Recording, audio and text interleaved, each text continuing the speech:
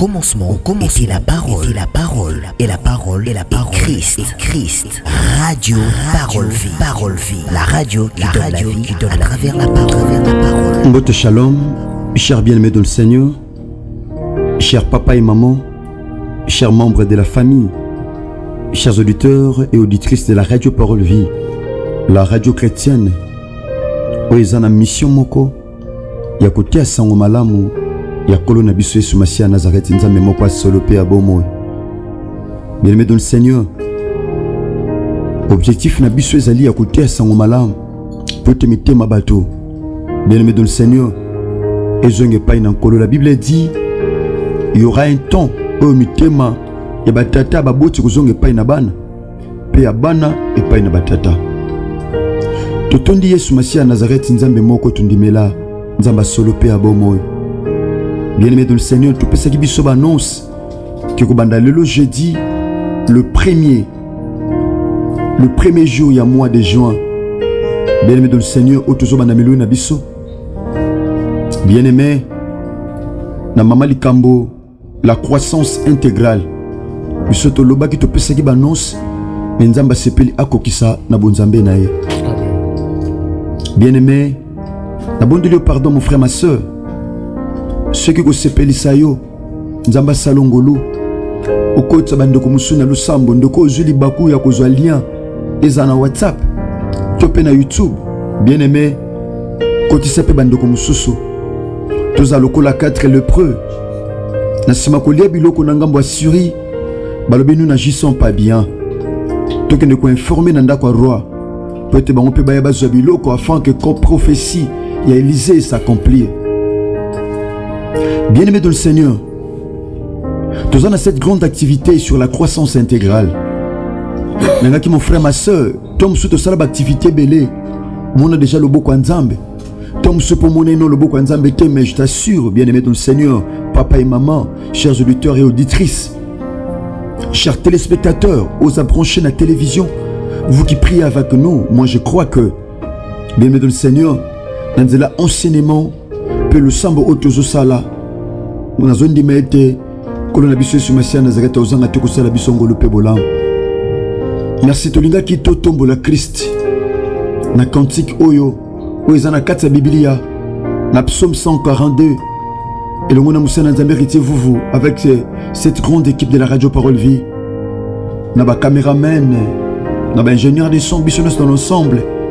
Et ben, dit devant lui, tout genou fléchira. Et que tout l'un confessera que Jésus-Christ est Seigneur. À la gloire de Dieu le Père. Je veux que nous puissions élever ces dieux. Je veux que nous puissions élever nos voix devant ces dieux. Bien-aimé dans le Seigneur, la Bible dit lorsque le malheureux crie, l'Éternel entend. Ton moutoua passe à l'élaka. Nzamba yokaka. Nangako garder attitude à le sambo zanango. Bien-aimé, misonga penaka tu nous comprendre que tu as un problème où il y a une nécessité penza intervention à Kolonabiso Yesu Masia Nazareth nzambe moko solo pe abomo biso dozana kati lo sambo elunguna basali na nzambe lokoleza bien-aimé tinda nzamba pesa biso sanza nyonso tozaka na activité lo sambo tozaka tanko ka nzambe pe tozaka na temps ya kosambela kolonisa ma orientation o tozaka pa ina nkolo. Merci.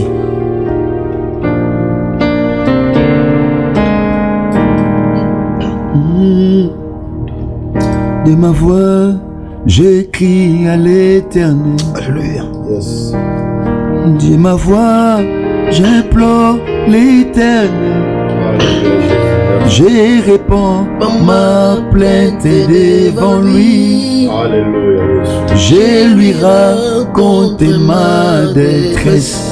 Alléluia.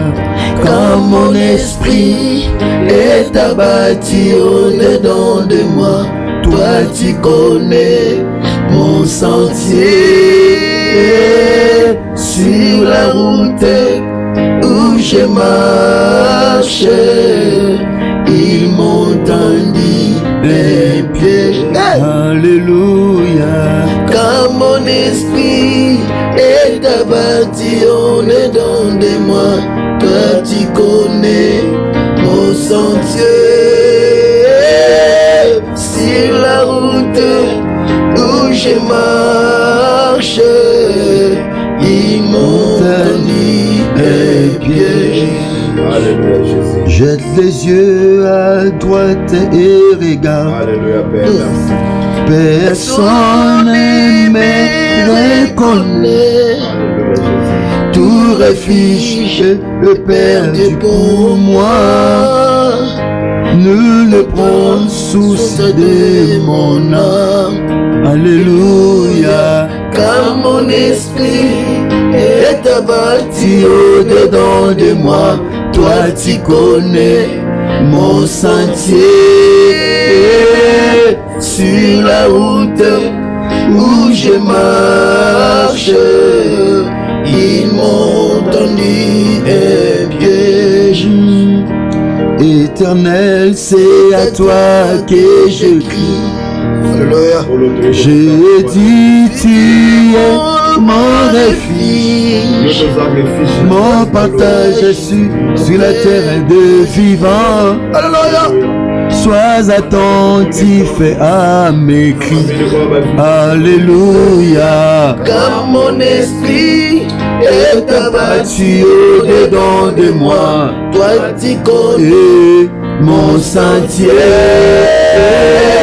sur la route où je marche, ils m'ont entendu un pied. Yesu Messia nazikata za l'attentif na bakri na yo. Alléluia. Seigneur, Seigneur, sois attentif à mes cris. Sois attentif à mes prières. Yebisaye, yebisaye.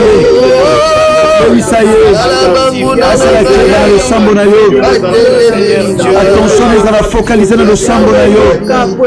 Seigneur, sois attentif à nos cris. Sois attentif à nos cris, Jésus, à nos prières. Nous te prions, Seigneur. Nous te prions, éternel Dieu des cieux. Nous te prions, Jésus. Nous te prions, Seigneur. Nous te prions, Jésus. Nous te prions, Seigneur. Nous te prions, éternel Dieu des cieux. Nous te prions, Jésus. Nous te prions, Seigneur de gloire. Nous te prions, la manifestation. Nous te prions, Adonai. Nous te prions, Adonai.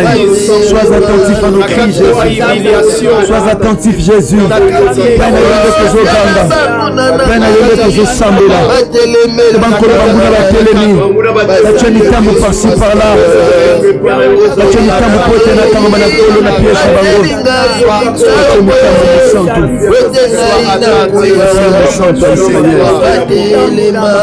Sois attentif, éternel Dieu de paix. Sois attentif, Dieu des armées. Alléluia. Merci. Merci les hommes de Dieu. Comparable à toi. Parce que nous tobisa nkolo animonisama na 3 jours à losambo. Abi, la Bible dit approchez-vous de Dieu, il s'approchera de vous. Abi, vous me chercherez, vous me trouverez si vous me cherchez de tout votre cœur. Bon, lukanga pe bomo nanga soki bo zo lukanga na motema na bino mobimba.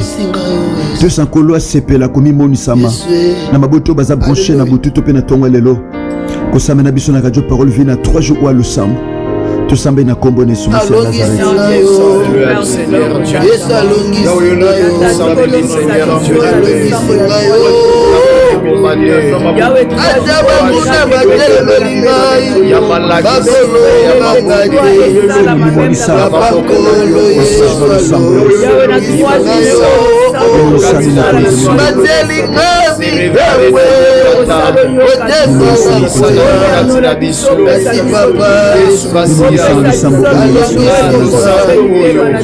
et si papa est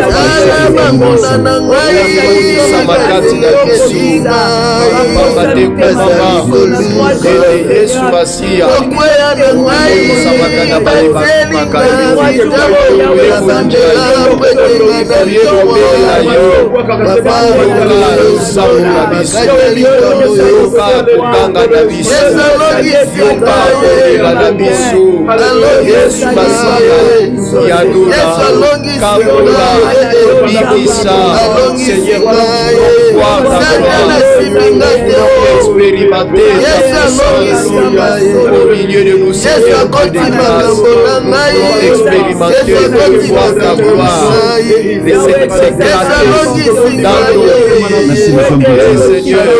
dans nos demandes, dans nos requêtes, dans nos vies, dans nos préoccupations, Seigneur, Dieu de grâce. C'est révèle-toi au milieu de nous. Parce que c'est toi qui es le Dieu vivant et véritable. Te péché, merci Seigneur pour la concentration présence de Katinabiso. C'est vrai Seigneur. To sangani poto sambela pamba teza na nzambe oka lo sambo père yanolaka. Amen. Kombono Yesu Masia Nazareth. Amen. Kolundima lo sambo na biso. Yes. Komama ne sengo na libota oya wa nzambe na bango. Koloto pambo lingonga o que ce soit pour ta seule gloire. Dans le nom de Jésus-Christ de Nazareth, le seul Dieu, l'unique et grand vainqueur de Golgotha, que nous avons ainsi prié et déclaré. Amen. Amen. Est-ce qu'on peut acclamer le Seigneur, les hommes de Dieu? Alléluia. Gloire à toi, Seigneur Jésus. Merci. Merci les hommes de Dieu. Merci papa, merci maman.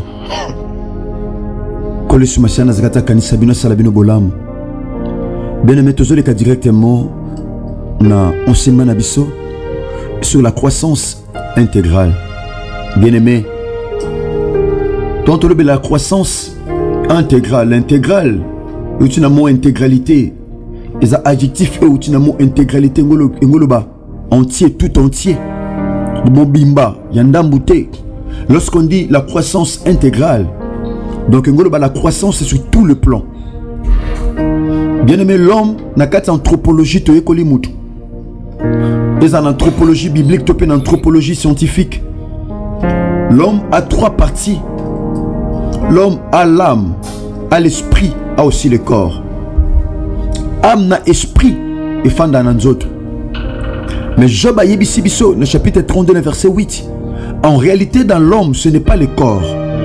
Bien que esprit, bien que âme, ils ont habité dans les autres. Mais en réalité, quand na mutu, ils ont autres. En réalité, quand na mutu, c'est sa personne intérieure. Ils ont mutu akati. Ce corps n'est qu'une enveloppe. Un jour, il koufa, il pola, il beba. Mais bien aimé dans le Seigneur, mais âme ya mutu. Bien aimé ko beba te, et ko beba si et seulement si. Mutu soit qui te vit na pese que pas na Christ. Kolope mobikisi. Na ye abomo na bien aimé dans le Seigneur. Ce mutu a pese vit n'est pas na Christ. Wana âme na ye ko la sauver. Bien aimé, tu vas sur la croissance intégrale. En fait, tu as commis boué. La croissance peut être définie entre autres comme le développement progressif d'un corps organisé. Nabandeli, la croissance peut être définie entre autres comme le développement progressif d'un corps organisé. Bien aimé, il y a la croissance. Croissance c'est ça la maka. Nakati nzoto oeza organisé. Nde croissance et kosale ma croissance c'est ça. Agrandissement. Koya munene tope kokola. Tope développement. C'est ça la croissance. La croissance c'est la pensée, la volonté de Dieu. Bien aimé dans le Seigneur, nous avons la croissance physique, la croissance morale et la croissance spirituelle. La croissance intégrale, c'est que la croissance na âme, na esprit, pe na corps.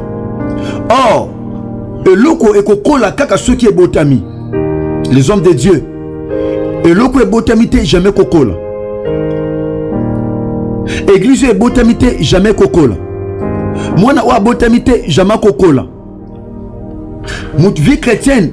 Oh, mouton na yambi Christ était. Moi, quand on a vie chrétienne pesante. Pourquoi? Parce que pour comme mon Christ, il doit avoir premièrement reçu Jésus-Christ de Nazareth dans sa vie, son Seigneur et Sauveur personnel. Et que personne là à kola. Les hommes qui bazana pour ça kola maintenant babotamité. Bien aimé, ça c'est mettre la charie avant le bœuf. On ne peut jamais mettre la charie avant le bœuf. Parce que bende et memaka charie. Charina simezo balusa mabele. Ezo balula mukala. La pensée de Dieu est que les hommes de Dieu, le corps est organisé, que ce soit les corps physiques ou les corps spirituels, et ça doit être organisé pour que et connaître croissance. Mais il n'y a pas de croissance spirituelle dans sa vie. Il vit parfois dans le péché. azobika na kati ya masumu biso tokanisa ata mosu lisumu topesa yango catégorie makambo moko songolo. Lisumu ezali tout simplement désobéissance à la parole de Dieu. Ezala muke ezala munene, c'est la désobéissance à la parole de Dieu. C'est ça, la transgression de la loi de Dieu, c'est ça le péché. Or, l'élément où il y a un péché, croissance, et ça, les mamalam, c'est le péché. Le plus grand élément, l'élément dangereux qui peut étouffer la croissance spirituelle dans la vie d'un enfant de Dieu, c'est le péché. Le péché, c'est une bactérie, c'est un virus. Oh, ce qui est quotidien na bomo amutu et que détruit mon petit corps spirituel amutu. Mutu akota la Bible te, akosambela te, akogéné te. Pourquoi? Parce que il y a une bactérie, il y a un virus. Oh, continue nzoto, oh, comme il étouffer croissance. Oh, réaliser nzoto ne sike la organiser et comment désorganiser. Mais lorsqu'on parle de la croissance, on voit le développement. Le développement. Tout le monde a la croissance. Tout le monde a même namboka moko songolo. Bazoba oh croissance macroéconomique. Croissance na domaine tel. Ezatangu mboke bundi. Babongisi biloko esengeli basalela. Soit na domaine ya bilanga, tope na domaine moko songolo. Na nzela organisation nyonso wana pour réaliser une croissance et au salam. Bien aimé, tu as qui soutenir. Maselema na biso na iloba na Nzambe. Total la pensée en Nzambe. Lorsque Dieu avait appelé Abraham. Tous dans le livre Genèse chapitre 13. Genèse chapitre 13 verset 14 à 15. Écoutez ceci. Bando kangola bolimbisa biso. Bokomela biso tangu nyonso. Papa bozaka na français mingi te. Mondambo lingala parce que ça bangolé balanda biso. O ba koma ko yekola lingala mo mke na nzela radio parole vie. La Bible dit ceci. Genèse chapitre 13 verset 14 à 15. La Bible dit ceci. L'Éternel dit à Abraham. L'Éternel dit à Abraham. Après que Lot se fit séparer de lui, lève les yeux. Et du lieu où tu es, regarde vers le nord et le midi, vers l'Orient et l'Occident. Car tous les pays que tu vois, je les donnerai à toi et à ta postérité pour toujours. Je rendrai ta postérité comme la poussière de la terre. Verset 16. En sorte que si quelqu'un peut compter la poussière de la terre, ta postérité aussi sera comptée. Tout le monde a comment Nzambe à se promettre croissance, discontinuité, mais croissance continue. Nous avons la croissance continue et la croissance discontinue. Croissance continue, c'est-à-dire croissance haute, et c'est une croissance progressive. Et je pousse à croissance et je mata. Et je pousse à soit aux dans Genèse chapitre 12, verset 1er à 3. Total rapidement. La Bible dit ceci. L'Éternel dit à Abraham, va-t'en de ton pays, de ta patrie et de la maison de ton père dans le pays que je te montrerai. Je ferai de toi une grande nation. Je bénirai et je te bénirai. Je rendrai ton nom grand et tu seras une source de bénédiction. Nzambe azotali sa croissance. Et bien aimé dans le Seigneur, dans la croissance intégrale, bien aimé, c'est la pensée et la volonté de Dieu. Amen. Donc Dieu est que tout là, croissance est sur tous les plans.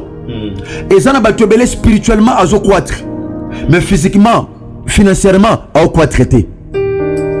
Wana ezali croissance moko intégralité. Et ça n'a pas été physiquement à croître, financièrement à croître, mais spirituellement à quoi traiter. Alors biso objectif, il y a thème où ezali ba famille na biso. Croissance c'est sur tous les plans. Kokola développement sur tous les plans. Donc Nzambe si a pesinzela. Mais sachez-le très bien aimé, tant Nzambe pesa kanzela ya croissance intégrale, il y a un ennemi au a tellement pour nous contredire maloba Nzambe. To réaliser dans livre l'Exode. Tant que Pharaon a télémi, atue mibeko na kati Egypte atako nzambe si alobaki mais Pharaon a telemi alabitala to arrêter croissance na bango to pesa bango misala makasi to empêcher bango ba fongwama to empêcher bango ba se développer ayebisi ba femme sage ba so ba botisaka ba femme accoucheuse ayebisi bango tala soki bomoni basi ya ba hébreu ba boti bana basi botika bana basi na bazala tranquille mais soki ba boti bana mibali bosani boboma bango et ça va former belé ordre pesa me pas na satana bien que penser nzambe zete croissance salama mais penser ya satana eza que après sur ordre pour na ko arrêter croissance bobo mamisala batu bobo mabavi abatu bobo mama batu babala na te batu babota te pour croissance salama te pour développer salama te. Il y a des lois déjà où Satan a tué en place pour arrêter la croissance. Alors que la pensée de Dieu est que croissance est sur tous les plans. Pharaon le bini. Bobo mabana mibal. Bo diminuer nombre ba matate. Alors que la pensée de Dieu. Mais je m'aimerais dire à quelqu'un ce matin. Ata batu basali ba projet. Mais Dieu va les contredire. Amen. Pourquoi? Parce que penser à Nzambe est la croissance intégrale. Et ça m'a libota na yo. Amen. Yes, Dieu soit loué. Donc on faire abonner bandeko mususu kotsa bandeko na losambo. Et ça na WhatsApp to na YouTube. Toko bana berger Blanchard Moke char de feu. Colonel Sama sur la croissance intégrale. Merci beaucoup l'homme de Dieu. Je vous en prie l'homme de Dieu. Pour l'enseignement. Oyo ezo motiver. Oyo ezo faire susciter ma kanisi ya batu. Batu bazwa conscience. Batu ba se révolutionner spirituellement. Baluka ke croissance na ba vie na bango eza la croissance moko intégrale. Asala 10 ans na vie chrétienne mais loko moko e marchakate. Croissance eza la intégrale. Yes. Sur le plan spirituel, sur le plan moral, sur le plan physique, matériellement, financièrement. Croissance est la intégrale pour qu'il y ait l'équilibre nakati ya vie. Yes. Ya banana nzambe. Amen. Bien-aimé Zoal Titi dia losambo. Tobonela elongo. Olandisama na pensée ya nzambe. Nanzela ya sujet. Ya enseignement na biso ya 3 jours. Oyo tozui nakati ya radio Parole Vie. Bien-aimé ozabisika ozali. Ozo tombola mongongo. Ozo sambele pa inanzambe. Ozo ebisa Yesu Kristo Masia. Kolo ngayeyo. Liboso na yo. Yes. Na ye komitika. Lokola argile. Na maboko na yo potier. Pendant 3 jours oyo. Na ye na maboko na yo. Tope na makolo na yo. Na lingi opesa ngai forme. Oye bongi po na ngai. Na lingi opesa ngai forme. Oye koki po na ngai. Yes. Parce que nanga moko naza incapable. Amen. Nanga moko na koko arrivé te. Nanga moko na koko eloko moko te. Mais yo nzambe nanga. Oyo kelanga. Oyebi nini obongisa po nanga. Oyebi bisika nini obongisa pour ke ngai nazwa lipamboli. Oyebi ndeng oyebi nani onga na kozala lobby. Yonde muto yebi.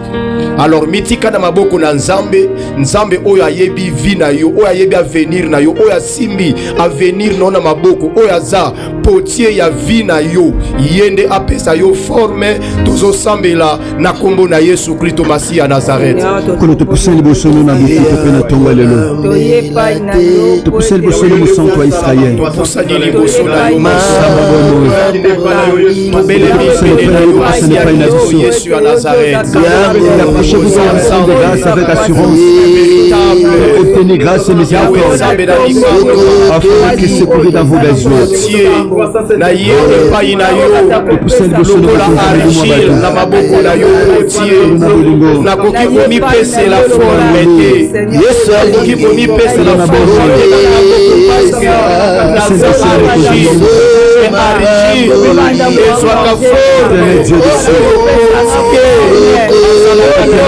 pensée na ye oyo potier azalaka na yango oyo potier apesaka epai ya maboko na ye Yesu Masiya Nazare na ye epai na yo na pusa epai na yo na 3 jours oyo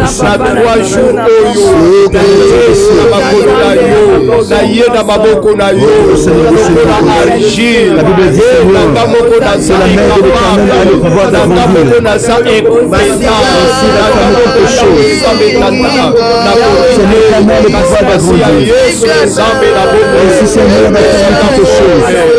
Laisse-toi trouver par nous, Jésus. Seigneur éternel et saint d'Israël.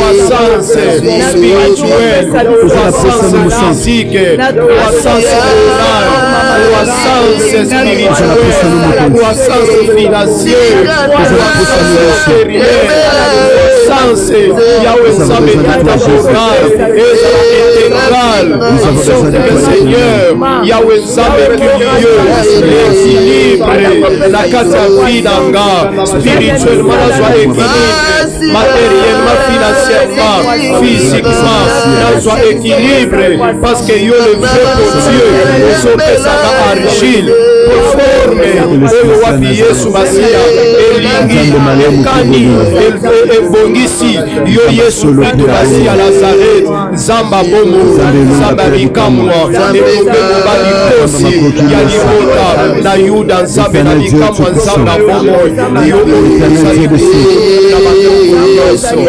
La main cachée. Écoutez les hommes de Dieu. Écoutez les hommes de Dieu. Les hommes de Dieu, pour que Abraham, avant akoma Abraham, avec la combo ya Abraham. Yes. Pour que Nzambe akomi ayeisa kombo na ye munene. Condition ya liboso, insistance ya liboso.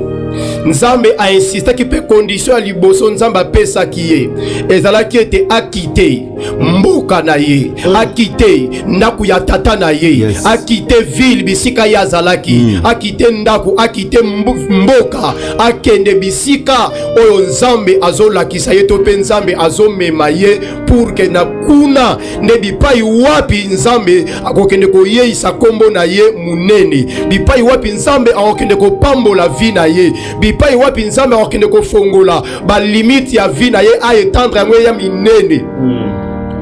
Bien aimé, aussi longtemps que ozana nous na esika yo ozali na ebite peut-être ndaku ya tata na yo ville oyo ezali pona Abraham ezalaki esengelaki abima na ebite pa na yo bien aimé, peut-être eza vie ya péché, peut-être eza vie ya bonganga, peut-être eza vie ya haine, peut-être eza vie ya jalousie na kati ya makambo wana na kati ya vie wana bien aimé eza impossible pour que Nzamba visite yo Nzamba yesa kombo na yo munene pour que croissance et ça d'une manière intégrale na kati ya bombo na yo okosala 10 ans na kati ya vie chrétienne mais sans expérience. Bien aimé nalingi osambele pai na Nzambe oyebisa Yesu Kristo Masiya Nazareth abimisa yo nanu na vie ya péché, abimiso nanu na vie ya ivrognerie, abimiso nanu na vie ya haine, abimiso nanu na vie ya jalousie, abisala yongolu obima nanu na vie ya mabe oyo ozo se retrouver na kati na yango oza mo Kristo mais oza na vie ya melimelo, oza mo Kristo mais oza na vie ya sangisa. Bien aimé bonde la senga ngolu na Nzambe mawa na Nzambe senga makoki epai na Nzambe abimisa yo nanu na etawana abimiso nanu na vie wana pour que o vivre croissance moko intégrale na kati ya bomoi na yo tosambeli au nom de Jésus-Christ de Nazareth.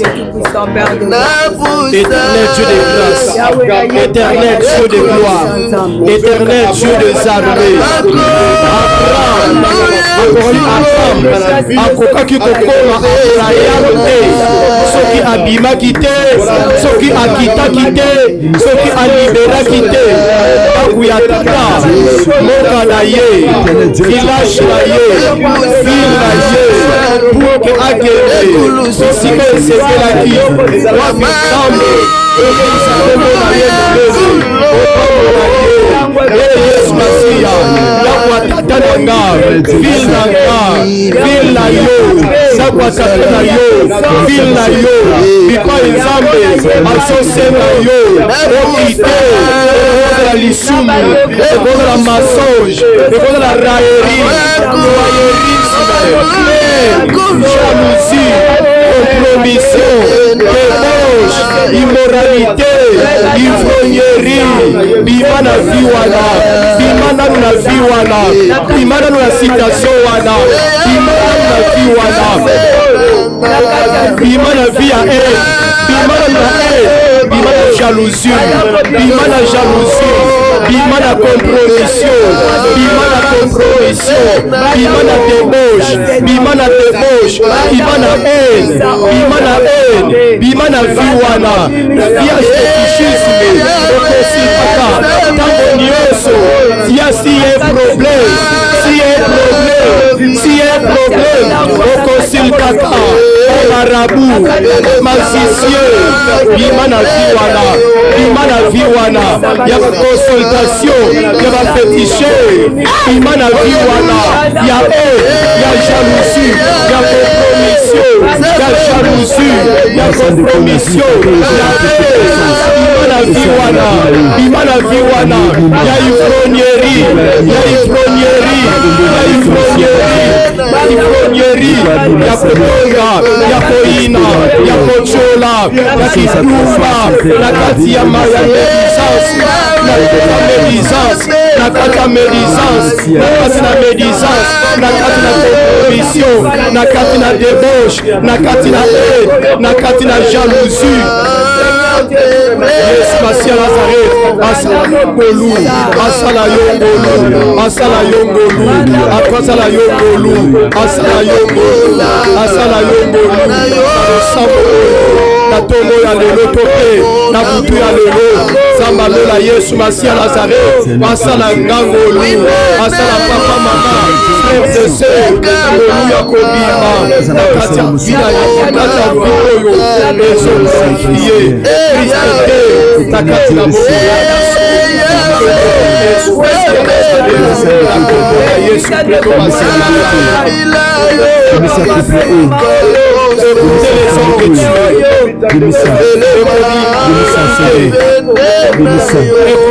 de Dieu.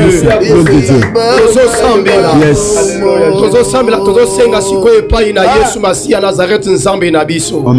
Asala biso ngolu ya kokotisa biso na kati ya pensée na ye.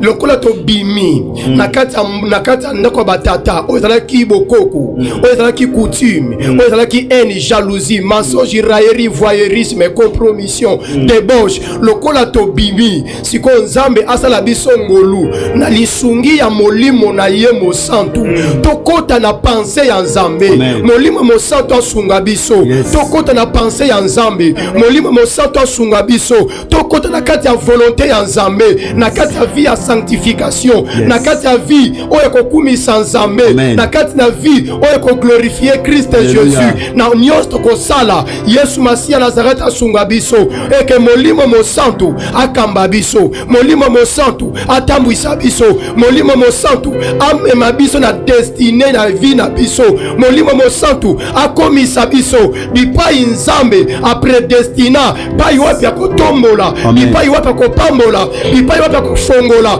bavi na biso tozobondela kosenga lisungi ya molimo mosantu akamba atambwisa biso tobondeli na kombo na Yesu Masia Nazareth. Nous avons besoin de l'Esprit de Dieu, l'Esprit de gloire, l'Esprit de puissance, l'Esprit de l'éternel. Yesu Masia Nazareth. Tozobondela Yesu Masia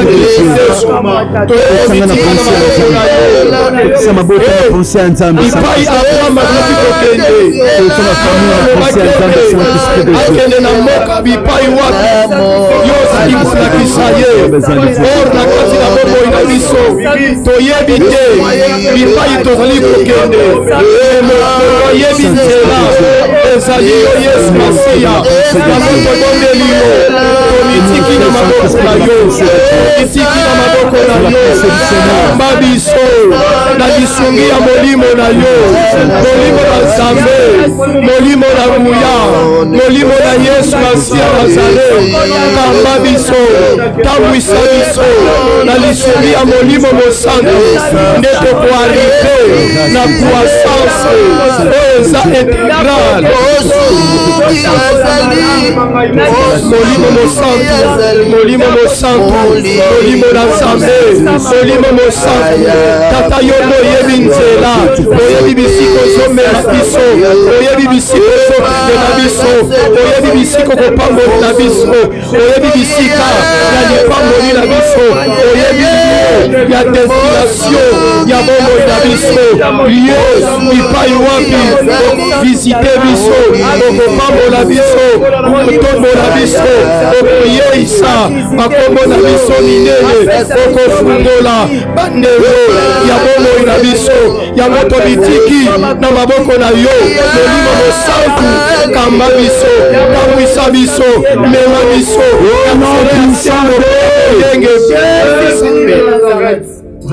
les hommes de Dieu, la vie chrétienne à Moutou, la vie à Moutou, en général, quand on a pensé ensemble, pour Moutou Kola, Seigneur Ayokaliloba. C'est la parole de Dieu qui amène la croissance.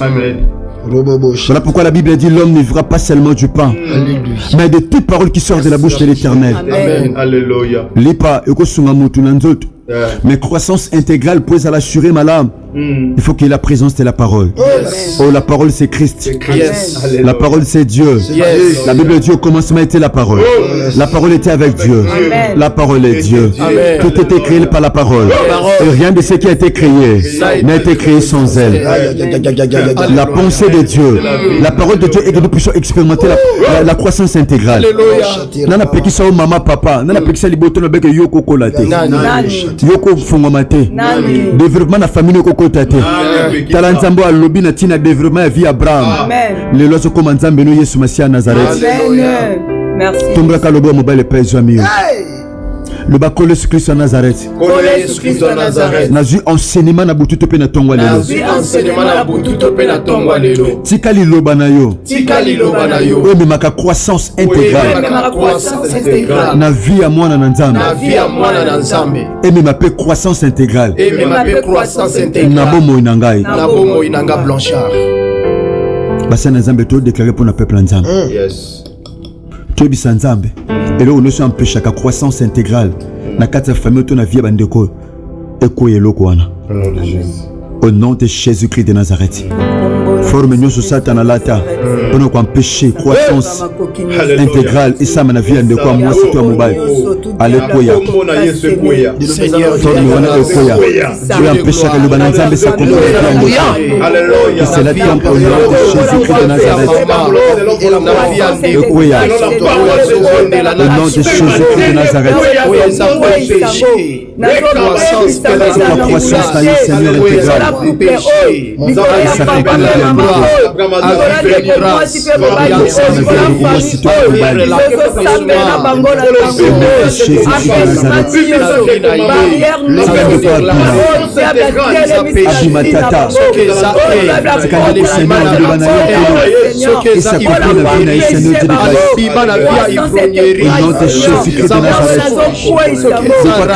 Seigneur sur la vie, tout fait croissance intégrale la vie. Allez bima, allez bima, bima na fiwana, bima na siwana, bima na réalité wana. Allez komani, au nom de Jésus de Nazareth. Na kombo na Yesu Kristo Nazareth. Kolo, na le Seigneur molimo musanto permettre qu'il lelo. Tous à la plus dans enseignement pe kolele pa inayo. Bongo le molimo musanto ko tambusa biso lolenge. Pensez à Nzambe Zali. Kolo merci pour la délivrance au Pessibiso. Maintenant ko biso souci mutema na biso. Pe au tili biso to kabwana ne loko no ce qui empêcher croissance intégrale na ba vie na biso. Kolo pensez nous ezali te kolo tout se multiplie à l'infini. Nous yebisa ki Abraham. Kolo là c'est une croissance en kolo. C'est une croissance au tate ke na libela, c'est une croissance continue. Kolotomi kabi pa ino musanto Israël tata tika malaxi oto zina tongwa lelo efongola mayele ya moko na moko. Bongo lobi ton toko bunda pe mokolo samedi pona ko shite. Tozo ndi matata lelo zaki mokolo to préparer mitema na biso pa ina yo. Pona lobi tozo lire mususu. Amen. Kolo tozo ndi molimbisi. Tozo ndi mobimisi biso na réalité tato ko empêcher biso to bika croissance intégrale. Kolo zo lokumu kembo masanjoli. Kolo si mon peuple sur qui est invoqué mon nom, s'humilie, prie, cherche ma face. Et si c'est détourné ses mauvaises voies, moi l'Éternel Dieu, je lui pardonnerai son péché et je guérirai son pays. Amen. Que ta parole soit oui et amen dans nos vies. Amen. Dans le nom de Jésus-Christ de Nazareth, le seul Dieu, l'unique et le grand vainqueur de Golgotha, que nous avons ainsi prié et déclaré, et nous disons tous comme un seul homme. Amen. Amen. Acclamons le Seigneur. Alléluia. Gloire au Seigneur.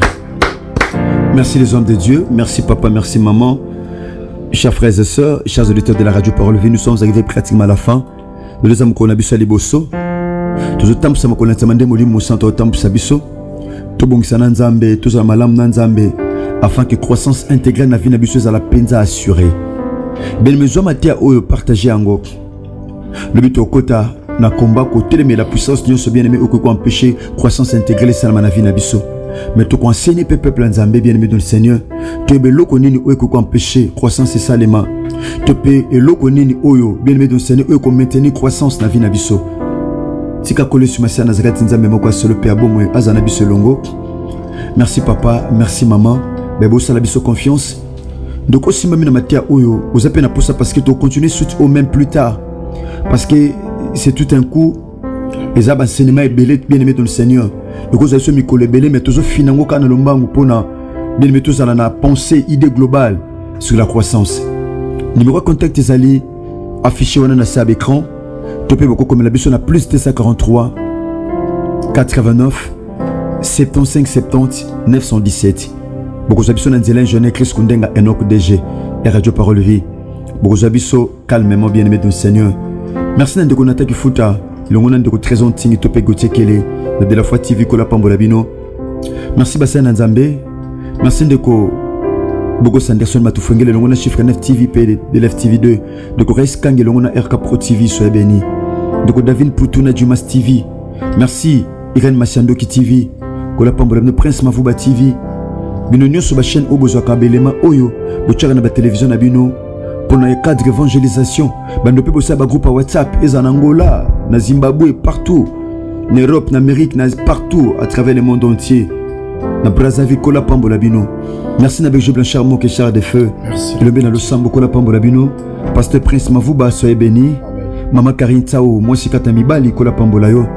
De vérité vous kola kaniso li susu. Qui nous étions vraiment bénis. Les charismatiques la pambolayo. Merci. Ceux qui Christ a mis en hérité na bandi. Tout le bongo lobby na continuité et activité na biso sinon que Dieu vous bénisse. Le lot bien aimé dans le Seigneur. Le les anango libre. Au comme la maille au comme la J. Natina milieu na biso a gêne. Au comme la maille au comme la J. Et puis ça million zela. Bongo lobby tout comme ça mandenge molio musanto ko simba biso. Sinon que Dieu vous bénisse. Un enfant nous est né. Un fils nous est donné. Et une émission nous est offerte, l'heure du réveil.